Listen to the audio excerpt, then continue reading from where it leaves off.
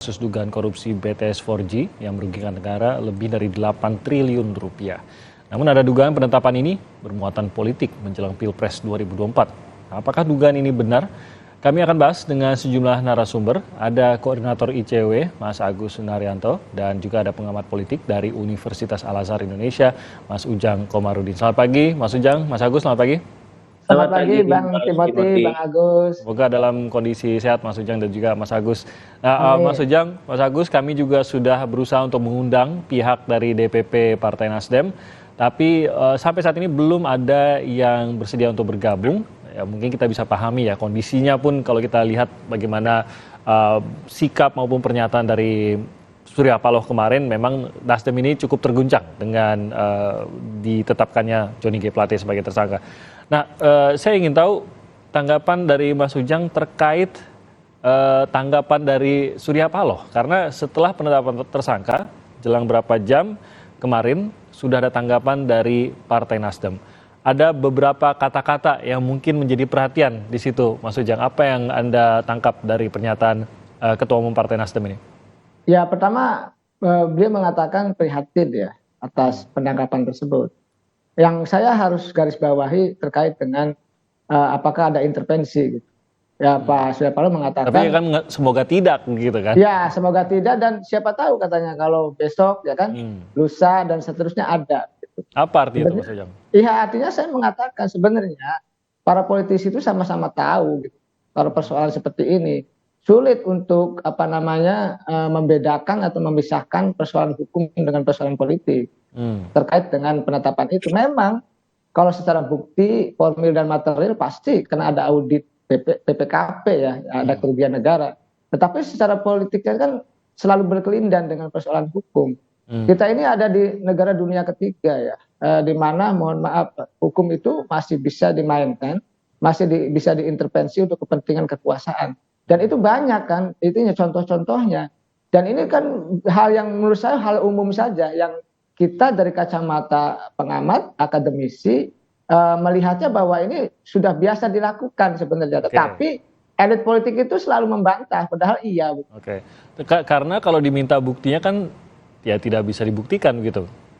Ya politik itu nggak bisa dibuktikan. Misalkan saya kasih contoh Bang ya, ketika PAN ya, Partai Amanat Nasional dulu ada di luar pemerintahan, di luar kelompok oposisi ketika itu. Langsung saja dicari-cari kesalahan. Siapa yang mohon maaf menjadi korban? Pak Taufik Kurniawan, wakil ketua DPR dari PAN itu. Dicari-cari kesalahannya, tahu-tahu ya masuk penjara juga gitu. Itu konsekuensi tidak dukung atau mendukung terkait dengan kekuasaan. Dan banyak lagi kasus-kasus yang terjadi seperti itu. Jadi kalau saya melihat iya, saya sepakat ini masalah hukum iya, tetapi persoalan hukum di negara kita itu banyak yang dicampur adukan dengan persoalan politik. Ini yang harus kita pisahkan karena demokrasi ya yang tidak sejalan dengan penegakan hukum ya, demokrasinya akan hancur. Gitu. Nah kalau Anda mungkin bukan meyakini ya, tapi merasa adalah arah ke sana begitu. Namun apakah itu bisa terjadi kalau memang bisa bukan mengendalikan tapi mempengaruhi gitu hukumnya, apakah itu bisa terjadi tanpa betul-betul ada kerugian negara, tanpa betul-betul ada perbuatan pidananya? Ada, itu kan hasil audit BPKP ya. Saya sangat banyak dekat dengan teman-teman auditor Mbak. Di BPKP itu saya banyak teman. Saya memahami, saya banyak juga tahu tentang audit-audit kementerian dan lain sebagainya. Ada kementerian lain juga kerugiannya ada yang 2,8 triliun saya tahu, tapi saya nggak mau buka. Ya katakanlah kalau ini memang tadi secara hukum pasti akan ada kerugian negara karena begitu ditetapkan itu kan menunggu hasil audit BPKP kan. Begitu BPKP keluar auditnya, kejaksaan baru berani menahan Pak Johnny G. Plate. Karena tadi ini untuk menghindari katakanlah kejaksaan anasir-anasir tuduhan terkait dengan politik itu. Tapi padahal kita sama-sama tahu juga bahwa ini juga ada urusannya politik begitu. Tapi kalau dicari buktinya memang ada begitu ya? Ya saya sih melihatnya karena berdasarkan audit BPKP itu kan begini Pak, penegak hukum itu biasanya bahan mentahnya dari BPKP dan BPK.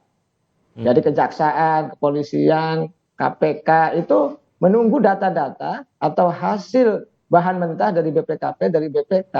Nah di situ oleh karena itu ya kejaksaan apapun misalkan ke KPK kepolisian itu selalu berlandaskan kepada bahan mentahnya. Hmm. Bahan mentahnya itu ya auditnya dari mana? Dari BPKP maupun BPK. Nah Hmm. kebetulan di kemarin saya sudah baca di media ketua BPKP-nya mengatakan ada kerugian negara diduga kan 8 Ya, triliun. Ya memang secara hukum iya. Ya karena ada kerugian negara di situ. Ada dugaan ya ya, ya. korupsi. Tapi kan saya tidak melihat ini hukum ANSI. Ada persoalan-persoalan politik di sana begitu terkait Hmm. dengan persoalan dukung mendukung. Kalau saya sih melihatnya seperti itu. Oke. Saya ke Mas Agus. Kalau dari cewek sendiri melihat bahwa ini kita mengikuti hukumnya, bahkan Nasdem juga mengatakan ya kalau proses hukum pasti akan diikuti, menegakkan keadilan begitu. Nah, di sisi lain pada saat penetapan tersangka, bahkan pada saat sejak nama Johnny G. Plate yang kita ketahui adalah sekjen Partai Nasdem ini sudah mulai disebut-sebut punya keterlibatan dalam kasus ini, langsung saja itu tanggapannya adalah ada unsur politik, ada unsur politik. Apakah kita terlalu terburu-buru? Haruskah sebenarnya kita tetap pada jalur hukum, melihat saja bukti ada atau tidak, buktinya kuat atau tidak, itu saja. Karena bagaimanapun juga, kan ini menjadi tujuan besar kita untuk menghapus korupsi dari Indonesia. Tapi tidak bisa terlepas gitu. Ada nuansa, ada dugaan-dugaan keterlibatan politis di sini, Mas Agus. Pendapat Anda Ya, bagaimana? saya memang melihat dari dua hal. Pertama, kita bicara soal fakta hukum yang rasanya itu diyakini oleh Kejaksaan Agung bahwa mereka memiliki bukti, Ya. memiliki bahan pendukung sehingga berani menetapkan tersangka. Bukan hanya Pak Plate gitu ya, tapi ada 5 tersangka lain. Artinya mereka meyakini itu kemudian dikuatkan dengan audit BPKP yang potensinya 8 triliun yang sebenarnya kejaksaan sendiri sejak awal itu sudah melakukan upaya perhitungan secara mandiri. Dugaan waktu itu perkiraannya sekitar 1 triliun, makanya Ya. ketika BPKP itu melonjak menjadi 8 triliun menambah sepertinya keyakinan mereka untuk menetapkan tersangka. Hmm. Nah, yang kedua, bicara soal fakta politik, kita lihat bahwa memang Pak Plate ini berasal dari partai yang berseberangan saat Hmm. ini dengan partai pendukung pemerintah. Nah, memang tidak bisa dipungkiri bahwa pada titik tertentu seringkali kasus korupsi itu dijadikan alat untuk kepentingan politik, untuk Oke. menjatuhkan orang dan lain-lain gitu ya. Nah, menurut saya titik tengahnya adalah pembuktian pada pengadilan tipikor nanti, karena bisa saja ini akan menjadi backfire. Artinya gini, Hmm. kejaksaan itu kan di bawah eksekutif, di bawah kontrol presiden secara langsung ya kalau dari struktur kenegaraan. Artinya kalau kemudian nanti di pengadilan tipikor eh, sidangnya terbuka, masyarakat bisa menilai, bahkan Nasdem bisa hadir di situ atau partai-partai politik lain bisa melihat di situ dan bisa membuktikan misalnya apa yang disampaikan oleh jaksa tidak memiliki bukti yang kuat, bahkan misalnya di situ ada penyalahgunaan wewenang selain soal indikasi kerugian negara, pasti itu akan menjadi backfire bagi kejaksaan dan otomatis kepada pemerintah sendiri. Tapi kalau bisa dibuktikan secara detail bahwa ada fakta hukum, ada penyalahgunaan wewenang misalnya, ada upaya menguntungkan diri sendiri ataupun korporasi di situ, itu rasanya justru akan semakin menjadi backfire juga kepada Nasdem dan kelompok pendukung partai yang lain yang saat ini mendorong Pak Anies Baswedan ya, mengusung Pak Anies Baswedan. Jadi memang ini jadi pertarungannya. Nah, menurut saya harusnya dipercepat pelimpahan itu ke proses peradilan, Oke. sehingga ini tidak dijadikan alat politik yang berkepanjangan menjelang nanti pemilihan umum di 2024. Menurut saya harus ada percepatan, segera dilimpahkan sehingga kita benar-benar yakin, karena ketika di ujung pemilihan ini bisa saja pastinya akan merugikan salah satu pihak. Apalagi ini kan jabatannya jabatan menteri ya, Ya. menteri itu adalah sekjen yang sekarang sudah digantikan. Nah, lagi-lagi makanya menurut saya ini harus segera ada percepatan saja sehingga kita benar-benar yakin ini akan menjadi alat kepentingan politik, menaikkan elektabilitas kah atau menurunkan elektabilitas salah satu Oke. calon. Nah, Mas Agus, mengenai keterlibatan dari Johnny G. Plate, kalau kita mendengarkan pernyataan dari kejaksaan, memang tidak dijelaskan secara detail seperti apa, menyetujui apa, dan bagaimana peran dari Menkominfo di sini. Ya, Namun sebagai penguasa atau pengguna anggaran, setidaknya ya, kita tahu ini terjadi karena posisi menteri selaku pemegang anggaran tersebut. ICW ya. sendiri apakah memiliki informasi seperti apa sih peran menteri dalam proyek bakti ini, dan seperti apa mungkin bagian-bagian di mana menteri mungkin tersandung di sini? Ya, kalau di informasi dari jaksa kemarin kan memang beliau sebagai pengguna anggaran, artinya sebagai pengguna anggaran harusnya tahu, harusnya mendapatkan laporan gitu ya, setiap proses pengadaan yang dilakukan oleh Bakti. Bakti ini kan badan layanan usaha ya, yang dibentuk oleh Kementerian Kominfo, dan itu memang ada aturannya di Undang-Undang Keuangan Negara kalau tidak salah, Perbendaharaan Negara kalau tidak salah, dan ada peraturan Menkyu. Bakti itu direktur bakti dia harus melaporkan kegiatannya kepada menteri. Hmm. Itu kalau dari struktur ya, dari struktur tanggung jawab atau kewenangan. Nah, informasi lain yang beredar yang kami mendapatkan informasinya, katanya kan ada setoran-setoran tuh yang Oke. yang diterima oleh Pak Plate, dan kemarin kan ada pengembalian keuangan juga yang Ya, dilakukan oleh betul. kerabat dari Pak Plate, adiknya kalau tidak salah. Betul. Artinya itu bisa menjadi salah satu bukti petunjuk kenapa kemudian adiknya Plate ini bisa mengembalikan, karena kalau kita merefer lagi pada Undang-Undang Tipikor kan pasal 4 kan itu kan pengembalian uang negara itu tidak menghapuskan pidananya. Nah, menurut saya rasanya itu bisa kita kaitkan satu sama lain, di mana keterlibatan Pak Plate gitu ya sebagai Kominfo. Nah, nanti rasanya akan semakin terbuka lebar di proses pengadilan tipikor. Makanya menurut saya berharap ini ada percepatan sehingga Hmm. kita tahu ini benar-benar terlibat atau tidak. Sejauh Oke. mana keterlibatannya, apakah dia menerima uang atau dia hanya mendorong misalnya lahirnya peraturan, karena kan informasi yang beredar termasuk dari audit BPK kemarin, BPKP kemarin kan salah satunya adalah munculnya Hmm. peraturan dari Bakti yang menguntungkan salah Ya. satu penyedia gitu ya. Nah, ini di mana peran dari Direktur Bakti, di mana peran dari vendor, di mana peran dari Plate sebagai Kominfo untuk melahirkan peraturan itu menurut saya menjadi sangat penting. Oke, jadi pembuktian apakah memang ini ada intervensi atau tidak, lagi-lagi hanya bisa melalui pembuktian, dan pembuktian tersebut melalui pengadilan yang kalau Anda sebutkan tadi kalau bisa terbuka semuanya. Jadi masyarakat pun bisa menilai sendiri gitu ya. Jadi tidak perlu menduga apakah politis atau tidak sekarang gitu, Mas Agus. Ya, kita tidak bisa menahan orang gitu ya Hmm. untuk bahwa ini ada pasti kepentingan politik karena memang mereka sedang berkompetisi nih untuk 2024.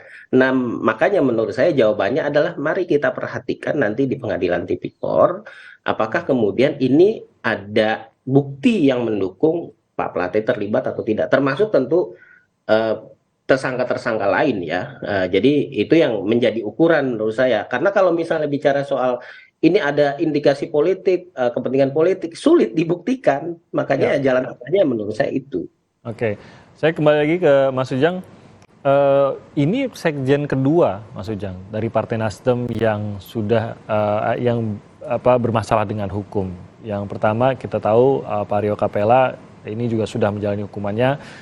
Tapi setidaknya apakah dengan adanya kasus yang lalu pada sekjen Partai Nasdem dan adanya kasus sekarang ini sedikit banyak melemahkan argumentasi Partai Nasdem, karena sudah pernah terbukti kok ada pihak Nasdem yang bermain di sini, sampai setidaknya secara hukum, walaupun mungkin Nasdem sendiri memiliki kepercayaan lain begitu, tapi secara hukum sudah terbukti. Apakah ini sedikit banyak melemahkan? Ya, kalau saya melihatnya begini, ada dua perbedaan ya, walaupun sama-sama terkena pidana kasus korupsi ya. Oke.